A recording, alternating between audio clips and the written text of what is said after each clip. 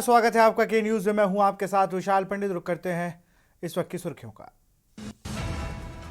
CM house पर वीर बाल दिवस पर संगीत कीर्तन। योगी आदित्यनाथ गेरुआ पगड़ी पहने रहे मौजूद। दोनों डिप्टी सीएम और संसदीय कार्य मंत्री के साथ सिख समाज का जुटान। लखनऊ में बैंक लॉकर काटने वाला मास्टरमाइंड गिरफ्तार। गाजीपुर में साथी का एनकाउंटर देख भाग निकला था। 25,000 का इनामी था। प्रदेश की नौकरशाही में बड़ी हलचल। एक साथ 95 IAS अधिकारियों का हुआ प्रमोशन। 7 प्रमुख सचिव, 18 सचिव बने। फ्री लेयर चेकिंग के बाद ही महाकुंभ में एंट्री। प्रयागराज में प्रवेश पर होगा सत्यापन। एडीजी ने 2 दिन तक खुद देखी यहां की सुरक्षा व्यवस्था। TCS प्री 2024 परीक्षा की आंसर की जारी। सामान्य अध्ययन प्रथम व द्वितीय प्रश्न पत्र के स्कैन करके उसके उत्तर आयोग की वेबसाइट पर अपलोड। प्रयागराज एयरपोर्ट से अब रात में भी उड़ान भरेंगे विमान। एयरफोर्स से मिली अनुमति। महाकुंभ से पहले 24 घंटे हो सकेगी लॉन्च। आप देख रहे हैं के न्यूज, खबरों का सारथी। बुलेटिन की शुरुआत करेंगे बाराबंकी खबर के साथ, जहां 60 लेखपालों पर कार्रवाई को लेकर सौंपा ज्ञापन। भारतीय सिख संगठन के जिलाध्यक्ष ने सौंपा ज्ञापन। हमला कर सिख की पगड़ी रौंदने का आरोप लगाया।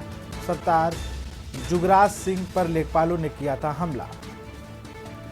हमला कर सिख की पगड़ी रौंदने का आरोप लगाया।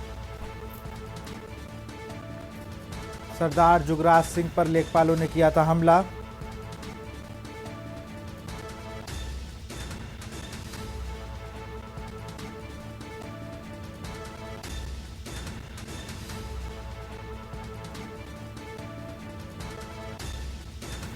भारतीय सिख संगठन के जिलाध्यक्ष ने सौंपा ज्ञापन।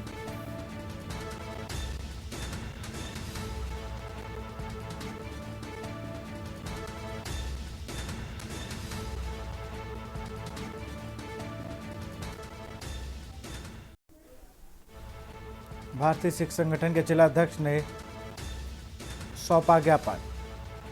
हमला कर सिख की पगड़ी रौंदने का आरोप लगाया।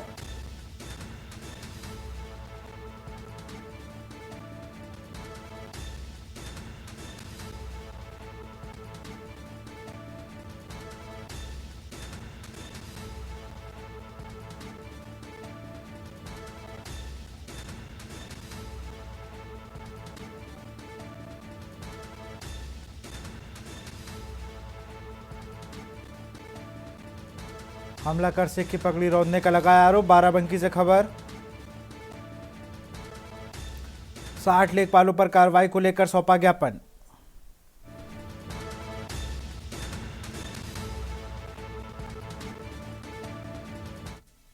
बलवंत है उसका मैटर था, उसके साथ में हम लोग आए हुए थे और उन्हीं के साथ में खड़े थे। अचानक लेखपाल संघ के सभी 50-60 लोग आए और हम पर हमला कर दिया।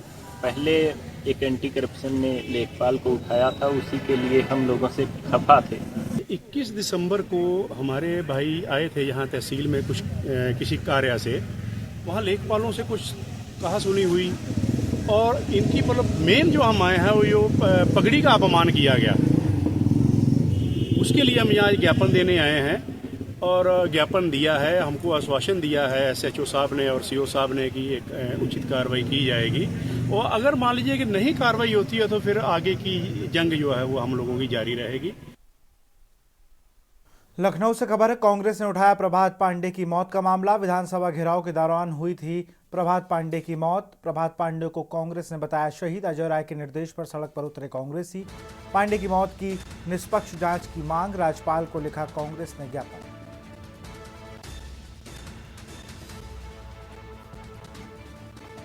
प्रभात पांडे को कांग्रेस ने बताया शहीद।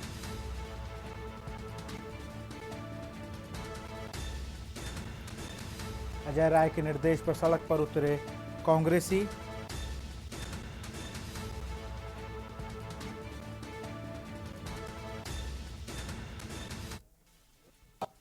राहुल गांधी जिंदाबाद।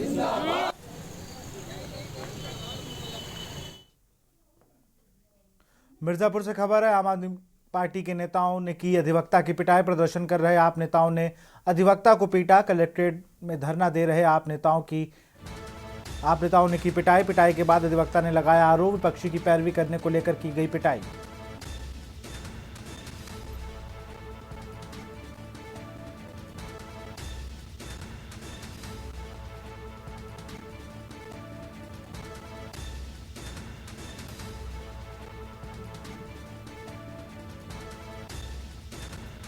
विपक्षी की पैरवी को लेकर की गई पिटाई।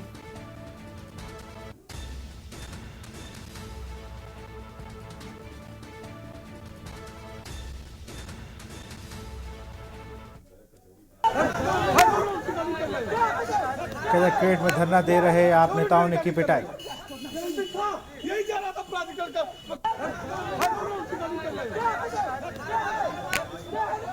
रिकॉर्डिंग कर रहे हो। यही जा रहा था प्राधिकरण का वकील बनकर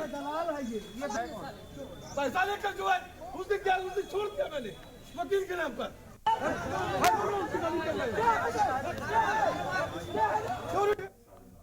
मेरठ से खबर, रुहासा गांव में खेत में मिली नवजात बच्ची। जन्म के बाद बच्ची को खेत में फेंके जाने की आशंका। सूचना पर पुलिस ने बच्ची को पहुंचाया अस्पताल। अस्पताल में बच्ची खतरे से बाहर बताई जा रही है। पुलिस सीसीटीवी के आधार पर जांच में जुटी। जन्म के बाद बच्ची को खेत में फेंके जाने की आशंका। सूचना पर पुलिस ने बच्ची को पहुंचाया अस्पताल।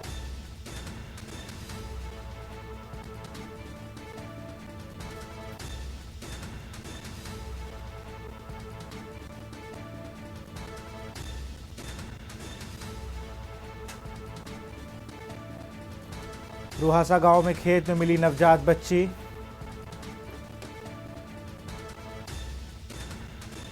जन्म के बाद बच्ची को खेत में फेंके जाने की आशंका। सूचना पर पुलिस ने बच्ची को पहुंचाया अस्पताल।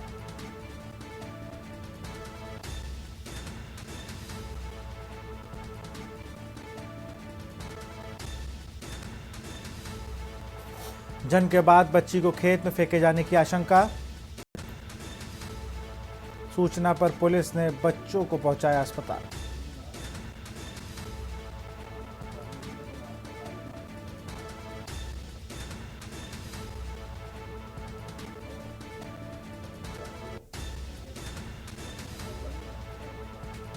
रुहासा गांव में खेत में मिली नवजात बच्ची।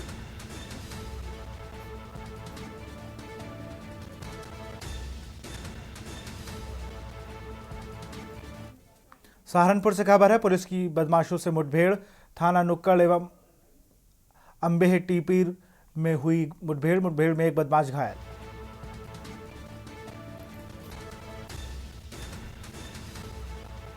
थाना नुक्कड़ एवं अंबेह टापीर में हुई है मुठभेड़ में एक बदमाश घायल, दूसरा गिरफ्तार।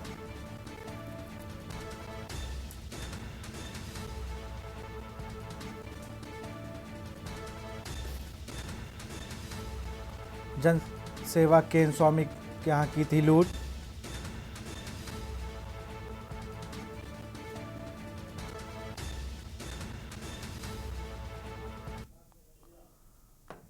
खबर झांसी से है, जहां गृहनगर पहुंचने पर भारतीय महिला हॉकी टीम जूनियर की कप्तान ज्योति सिंह को सम्मानित किया गया। बता दें कि ज्योति सिंह ने एशिया कप जिताने वाली टीम में भारत का प्रतिनिधित्व किया था। शहर के एक निजी स्कूल प्रबंधन ने महिला हॉकी खिलाड़ी को सम्मानित किया। इस दौरान ज्योति ने मीडिया से बात करते हुए कहा कि किसी को भी सभी कार्य लगन व निष्ठा से करने चाहिए। इससे शानदार परिणाम प्राप्त करना संभव ही नहीं, आसान भी हो जाता है।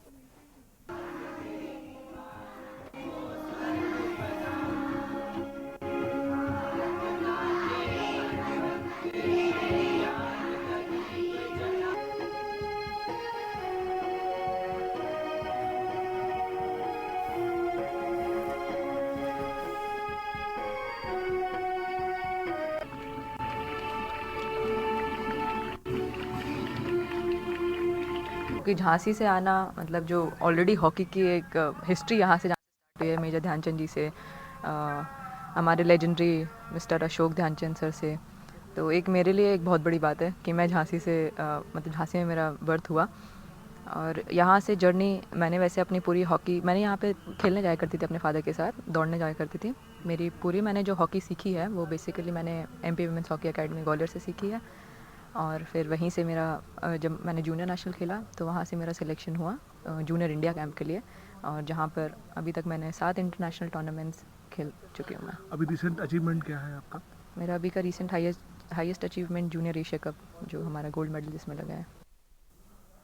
महाकुंभ 2025 विश्व में संस्कृति, आध्यात्मिक एवं धर्म का सबसे बड़ा समागम होने जा रहा है। महाकुंभ 2025 को दिव्य भाव और एवं नव मनाने की तैयारी युद्ध स्तर पर हो रही हैं। महाकुंभ में संगम की रेती पर एक होर्डिंग बहुत ही चर्चा का विषय बनी हुई है, जिसमें लिखा हुआ है डरोगे तो मरोगे। यह होर्डिंग साधु संतों से लेकर आम जनमानस तक चर्चा का विषय बनी हुई है। कुछ समय पूर्व सूबे के मुख्यमंत्री योगी आदित्यनाथ का बटोगे तो कटोगे, एक रहोगे तो सेफ रहोगे का स्लोगन कश्मीर से लेकर कन्याकुमारी तक बहुत पॉपुलर रहा। बांग्लादेश में हो रहे हिंदुओं पर अत्याचार को लेकर सनातन धर्म वालों को इस नारे से यह संदेश दिया गया है कि एक रहोगे तभी सेफ रहोगे। यहाँ तक कि चुनाव में भी इसका खूब बढ़ चढ़ कर प्रयोग किया गया, जिसको आम जनमानस ने सराहते हुए भारतीय जनता पार्टी को हरियाणा विधानसभा से लेकर महाराष्ट्र विधानसभा तक, यूपी के उपचुनाव तक सकारात्मक नतीजे भी दिए। इस स्लोगन की तरह डरोगे तो मरोगे भी काफी चर्चा का विषय बना हुआ है।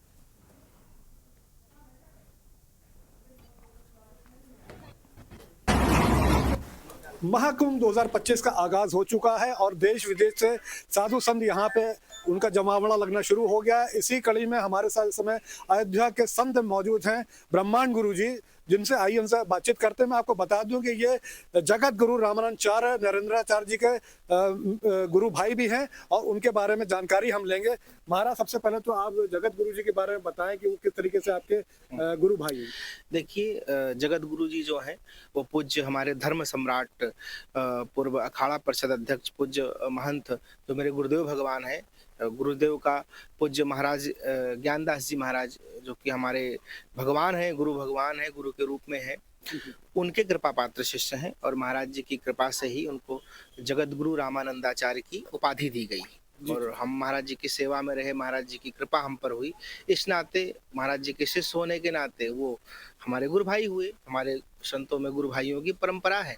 जी हाँ। तो महाराज, ऐसा है कि उनका जो महाराज हैं, जगत गुरु जी हैं, उनके कुछ बैनर्स यहाँ पे लगे हुए हैं इस पूरे परिसर के अंदर। संगम जो रेती का क्षेत्र है उसमें लिखा हुआ है कि डरेंगे तो मरेंगे। जी। खास तौर से सनातन धर्म को लेकर के उन्होंने ये चेतावनी एक तरीके से कहा जाए दिया गया है और ये भी उसमें ये भी दिया गया है कि वक्फ बोर्ड जो है वो देश की संपत्ति को लूट रहा है। तो इस बारे में आप क्या कहना चाहेंगे? हाँ, उनका कहना बिल्कुल युक्ति संगत है, यथार्थ है। देखिए, वो सब संत हैं और अनुभवी हैं, समाज में इतने बड़े पद को लेके बैठे हैं। जगत गुरु अर्थात जगत के कल्याण का भाव रखने वाला, जगत का कल्याण करने वाला। और जगत में भारत राष्ट्र है, अब वर्तमान में संघों की परंपरा है, पूरे दुनिया में 206 राष्ट्रों की रजिस्ट्रेशन है, उसी में भारत भी एक राष्ट्र है और भारत राष्ट्र सनातन राष्ट्र है और त्याग और बलिदान का राष्ट्र है। इस राष्ट्र में कुछ ऐसी परंपराएं हैं जो कि बिल्कुल प्रकृति के विरोधी हैं। उनका जीवन शैली ले लीजिए, उनका सामाजिक ढांचा ले लीजिए या उनका खान पान ही क्यों ना हो। 2025 महाकुंभ का आगाज हो चुका है और इस समय हम मौजूद हैं महाकुंभ संगम रेती की तट पर, जहां पर साधु संतों का पूरी तरीके से जमावड़ा हो चुका है। यहाँ पे साधु संत हो गए, उनका जो संगम यहाँ पे आपको देखने को मिल रहा है, जैसे यहाँ पे त्रिवेणी का संगम है, ठीक उसी तरीके से साधु संत यहाँ पे पूरे देश दुनिया से इकट्ठे हो रहे हैं, यहाँ पे एकत्रित हो रहे हैं और इस महाकुंभ को जो है, महा आयोजन को दिव्य भव्य और नव बनाने के लिए पूरी तरीके से सब लोग तैयार हैं और उसको जो है अपने महत्वपूर्ण उस पर मुकाम पे ले जाने की तैयारियां चल रही हैं। इसी परिप्रेक्ष्य में हमारे साथ मौजूद है यहाँ पर श्री महंत भोले स्वरूप ब्रह्मचारी जी महाराज, जिनसे हम बातचीत करेंगे सनातन के बारे में। महाराज, महाकुंभ का प्रारंभ होने वाला है और महाकुंभ एक तरीके से उसका आगाज हो चुका है, तो उसके अलावा मैं आपको, जैसे कि यहाँ पे जो सनातन धर्म है उसको लेकर के देखा जा रहा है कि बांग्लादेश में कई हिंदुओं पर अत्याचार हो रहे हैं, उनको मारा जा रहा है, तो उसको लेकर के आप क्या कहना चाहेंगे? देखिए, ये यहाँ पे बांग्लादेश में जो चल रहा था, अत्याचार हो रहा था जो हिंदुओं पर, उसके लिए कहा गया है कि हम सब सनातन धर्मी एक रहेंगे, एकजुट रहेंगे तो हम सेफ रहेंगे और वहाँ की एक नहीं हो पाएंगे तो कटेंगे बटेंगे। तो इसको अपन जोड़ना चाहते हैं, तो अपना प्रयास है कि सब लोग एक रहें, एकत्रित होकर सब व्यवस्थाएं देखें, कार्य करें। तो इससे क्या है कि सनातन धर्म की सुरक्षा रहेगी और मजबूत सनातन धर्म बनेगा। महाराज, महाकुंभ जो है पूरा संगम की रेती में बस रहा है और काफ़ी हद तक बस चुका है, लेकिन ऐसे में एक यहाँ पे एक होर्डिंग जो है वो काफ़ी चर्चा का विषय है, जिसमें लिखा हुआ है कि डरेंगे तो मरेंगे। सनातनियों को लेकर के वो होर्डिंग लगाया गया है कि अगर डरेंगे तो मरेंगे। तो इसको लेकर के आप क्या कहना चाहेंगे? देखिए, सनातन धर्म में कहा है कि डरेंगे तो मरेंगे, तो हमको क्या है, डरना नहीं है। हमको डरेंगे तो देखिए संभवतः हमको कटना ही पड़ेगा, मरना ही पड़ेगा। तो अपन को क्या है, एकत्रित होना है, डरना नहीं है। इस समय हमारे साथ मौजूद हैं श्री महंत राजेश्वरानंद जी महाराज, आइए उनसे सनातन धर्म के बारे में जानते हैं और उसकी सनातन धर्म के बारे में उसकी जानकारी लेते हैं। महाराज, सनातन धर्म में जो आप देखेंगे कि जो बांग्लादेश में हिंदुओं के ऊपर अत्याचार हो रहे हैं, तो उसको लेकर आप क्या कहना चाहेंगे? भाई, हिंदू देश का अत्याचार हो रहा है, हिंदुत्व भाई सहन करता है। हिंदू सबको मिला के रखते हैं, सब शांति रखते हैं, शांति रखते हैं। हिंदू किसी का दुख नहीं देना चाहते हैं, सब में मेल रखते हैं। लेकिन और मुसलमान जो है उसको दबाते हैं। हिंदू लोग शांति रखते हैं। महाराज, ये महाकुंभ चल रहा है 2025, देव भव इसका महा आयोजन होने जा रहा हो रहा है, उसकी तैयारियां चल रही हैं। आप सब जो है कई दूर दूर से यहाँ पे आए हुए हैं। साधु संत जो है यहाँ संगम पूरे यहाँ पे एक तरीके से साधु संतों का हो रहा है और सबसे बड़ा समागम होने वाला है ये। तो महाराज, यहाँ पे इसी जो आपका क्षेत्र है, परिक्षेत्र है, उसमें एक ऐसा होर्डिंग भी है जिसमें चर्चा है कि उसमें लिखा हुआ कि सनातन धर्म के लिए मरेंगे, डरेंगे तो मरेंगे। तो इसके बारे में आप क्या कहना चाहेंगे? साधु चाहे सच्चा आदमी निर्भय रहता है, डरने का कोई बात नहीं। एकता में ही बल है, एक होना जरूर है। हाथी को पुआर बिखर जाएगा तो हाथी पार जाएगा तो हो जाएगी। अगर वो धान का पुआर एक जगह इकट्ठा हो जाएगा तो हाथी पार नहीं करेगी। तो जो एक हो जाएगा तो सबको पार नहीं करने देगा, वो अपना कब्जा में रहेंगे। एक होना जरूरी है। महाराज, उस जो बैनर लगा हुआ है उस पे ये भी लिखा हुआ है कि वक्फ बोर्ड जो है वो देश की संपत्ति को लूट रहा है। तो ऐसे में आपको लगता है कि सनातन बोर्ड की भी आवश्यकता यहाँ पे महसूस हो रही है कि सनातन बोर्ड का गठन होना चाहिए? हाँ जी, सनातन बोर्ड का गठन होना जरूरी है। सनातन सबसे पुराना है, ये सब जो आया है नया है। सनातन बहुत पुराना है, इसका दुरुपयोग हो रहा है, इसलिए इसको होना जरूरी है। हमारे साथ महाराज स्वामी जी जिन्होंने बताया कि सनातन धर्म में सबको एक मुट्ठी की तरह एकजुट होकर रहना है, क्योंकि एक है तो सेफ है। मैं मधु दरबारी, के न्यूज इंडिया, प्रयागराज। और यहाँ रुकते एक छोटे से ब्रेक के लिए। आप देख रहे हैं के न्यूज, खबरों का सारथी। ब्रेक के बाद आपका स्वागत है। प्रधानमंत्री नरेंद्र मोदी ने अपने अभिनव स्वामित्व योजना के माध्यम से 2020 में एक बड़ा कदम उठाया था, जो अब पूरे देश को और उत्तर प्रदेश के 74 जनपदों में लागू हो रहा है। इस योजना के तहत जिन ग्रामीणों के पास अपने पैतृक आवास का कोई कागज नहीं था, अब उन्हें अपने घर का कानूनी अधिकार मिलेगा और वह अपने घर को बैंक से ऋण लेने के लिए भी इस्तेमाल कर सकेंगे।